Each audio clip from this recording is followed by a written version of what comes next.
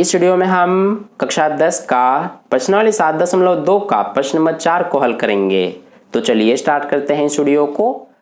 तो देखिए dear students, प्रश्न नंबर 4 में हमसे क्या कहा गया है, बिंदुओं -3, 10 और 6, -8 को जोड़ने वाले रेखाखंड को बिंदु -1, 6 किस अनुपात में विभाजित करता है। तो देखिए इसका सॉल्यूशन हम कैसे करेंगे। इसमें जो हमें दो बिंदु दिए गए हैं -3, 10 और 6, -8, तो मान लीजिए कि ये हमारा बिंदु है जो कि -3, 10 का है, और ये मान लीजिए दूसरा बिंदु है जो कि 6, -8 का है। तो हमसे कहा गया है कि इन दोनों बिंदुओं को जोड़ने वाला जो ये रेखाखंड है, इसको कोई एक तीसरा बिंदु जिसका निर्देशांक है -1, 6, वो किस अनुपात में इस रेखाखंड को विभाजित करता है। तो देखिए मान लीजिए कि वो बिंदु हमारा यहाँ पर है और इसका निर्देशांक हमें दिया गया है -1, 6।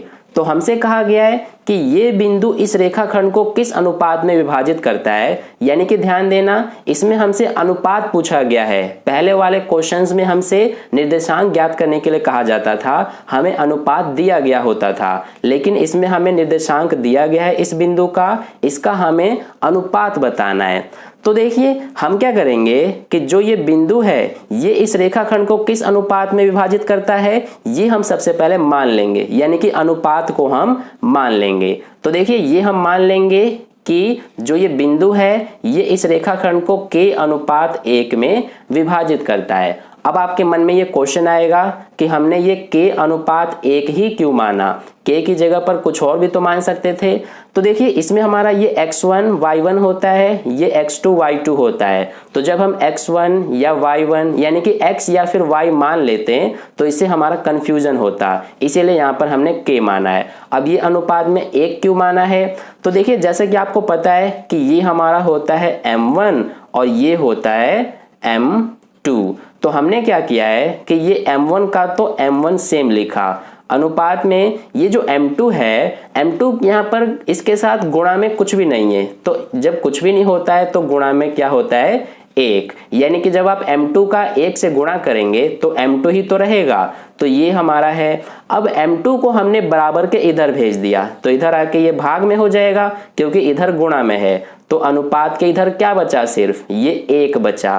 तो यही वाला 1 ये है। ठीक है, तो आई होप आपको अब समझ में आ गया कि ये हमारा हमने अनुपात को k/1 क्यों माना है। अब देखिए हम ये कैसे बताएंगे कि ये बिंदु इस रेखाखंड को किस अनुपात में विभाजित करता है, यानी कि अब हमें इस k का मान निकालना है।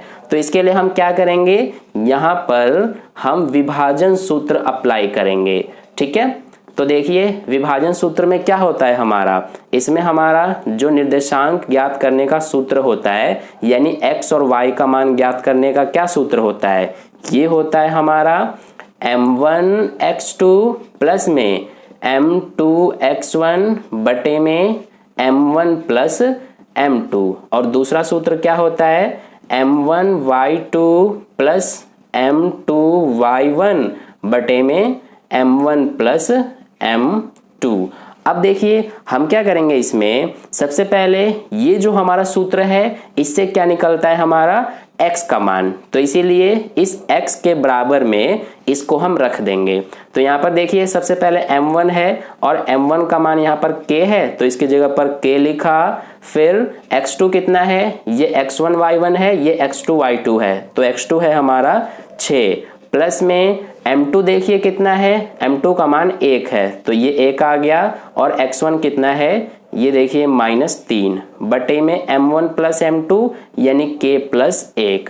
अब इसके बाद यहाँ पर इसको अब हमें सॉल्व कर लेना है। तो देखिए यहाँ पर सबसे पहले ये x है और ये हमारा x और y क्या है, इस बिंदु का निर्देशांक है। तो निर्देशांक तो हमें दिया गया है -1, 6, तो ये -1 हमारा क्या होता है x का मान, तो हम इस x की जगह पर -1 रख देंगे। बराबर में k का 6 से गुणा किया तो 6k आ गया, ये प्लस माइनस माइनस 1 का 3 से गुणा 3 बटे में ये k प्लस 1।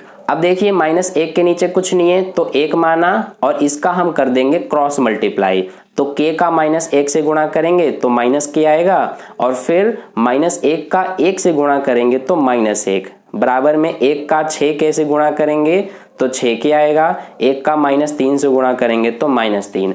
अब k वालों को एक तरफ ले जाएंगे और संख्याओं को दूसरी तरफ, तो देखिए ये -k, ये 6k इधर आकर माइनस का 6k हो गया बराबर में -3, और ये -1 इधर जाके प्लस का 1। अब -k -6k minus minus plus हो जाएगा, यानी कि ये हो जाएगा माइनस का 7k बराबर में -3 + 1 सॉल्व करेंगे तो ये आएगा -2। अब माइनस से माइनस कटेगा तो k का मान क्या आ जाएगा, ये हमारा 2, ये 7 इधर आके भाग हो गया, यानी k का मान हमारा 2/7 आ गया।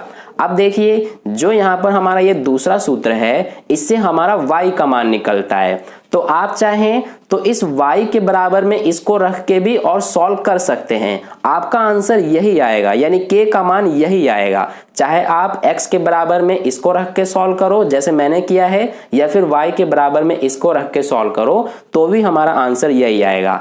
तो दोनों से करने की जरूरत नहीं है, जब हमारा आंसर इसी से आ रहा है तो इस वाले से अब करने की जरूरत नहीं है। तो यहाँ पर हमारा k का मान 2/7 आ गया। अब हमने अनुपात क्या माना था, k/1, तो हमारा k क्या है, इसमें k का मान है 2/7, तो k की जगह पर 2/7 लिखा, अनुपात में 1। अब ये 2 का 2, ये 7 इधर जाके गुणा हो जाएगा, तो ये हम जब 1 का 7 से गुणा करेंगे तो 7 ही आएगा, यानी 2:7 यही हमारा आंसर है। यानी कि ये बिंदु इस रेखाखंड को 2:7 में विभाजित करता है। तो इस तरह से ये हमारा प्रश्न नंबर 4 का सॉल्यूशन कंप्लीट हुआ। आई होप आपको अच्छे से समझ में आ गया है। अगर आपको वीडियो अच्छा लगा है तो लाइक कर देना, अपने दोस्तों के साथ शेयर कर देना, और पहली बार वीडियो को देख रहे हैं तो चैनल को सब्सक्राइब करके बगल में जो बेल आइकन आता है उस पर ऑल वाले पे क्लिक कर लेना, ताकि नेक्स्ट वीडियो जैसी अपलोड की जाए उसका नोटिफिकेशन सबसे पहले आपको मिल जाए। और कहीं पर भी कोई डाउट है तो आप मुझसे कमेंट करके पूछ सकते हैं, मैं आपको समझाने की पूरी कोशिश करूंगा। तो फिर मिलते हैं नेक्स्ट वीडियो में, धन्यवाद।